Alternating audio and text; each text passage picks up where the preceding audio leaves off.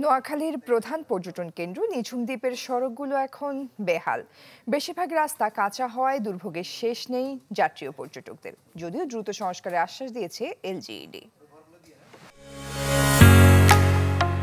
ঢালাইয়ের সেরা premier cement. এক পাশে সবুজ বন, অন্য পাশে সাগর আর মেঘনা নদীর অপরূপ সৌন্দর্যতা। প্রকৃতি প্রেমীদের কাছে স্বর্গরাজ্য নোয়াখালীর নিঝুম দ্বীপ। কিন্তু যাতায়াত ব্যবস্থা নাজুক হওয়ায় গত কয়েক বছর ধরে খুব একটা আনাগোনা নেই পর্যটকদের। মুক্তারিয়া ঘাট থেকে নামার বাজার পর্যন্ত 11 কিলোমিটার সড়কের 90% খানাখন্দে ভরা। 12টি কালভার্টের 6টি পুরোপুরি ভেঙে আছে, বাকিগুলোর অবস্থাও জরাজীর্ণ।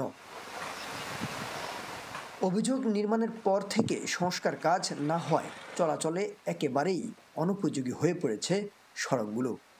নামার বাজার থেকে মুক্তারিয়া ঘাট পর্যন্ত এত যে খারাপ, মোটরসাইকেল এবং সিএনজি এগুলা চলে, তো এগুলা টোটাল যাওয়া যায় না। টুরিস্ট এলাকা, এখানে কোনো টুরিস্ট আসে না রাস্তার কারণে, যে একবার আসে দ্বিতীয়বার নিজ নিবের নাম লয় না। রাস্তাগুলোর অবস্থা খুবই খারাপ, মেবি রিমেল বন্যার পরে আরো খারাপ হয়ে গেছে। যদি যোগাযোগ ব্যবস্থাটা উন্নত করা যায় তাহলে আমার মনে হয় যেন অনেকেই আসবে এখানে, কারণ এটা আমার দেখা অনেক সুন্দর জায়গা। যদিও এলজিডির দাবি, এরই মধ্যে যাতায়াত ব্যবস্থা ঠিক করতে নতুন প্রকল্প হাতে নেওয়া হয়েছে। নিঝুম দ্বীপকে ডেভেলপ করার জন্য কিছু উন্নয়ন প্রকল্প আমরা হাতে নিয়েছি। বিশেষ করে জানেন যে ওখানে পর্যটনের জন্য রাস্তাঘাট এবং কিছু পার্কিংয়ের ব্যবস্থার জন্য আমরা কিছু কার্যক্রম হাতে নিয়েছি, এবং এগুলি অতি দ্রুতই আমাদের কাছে ওয়ার্ল্ড ব্যাংক ভিজিট করে গেছে। আমরা যে কোনো সময় আমরা এই টেন্ডার হয়তো চলে যাব যদি তারা অনুমোদন দেয় আর কি।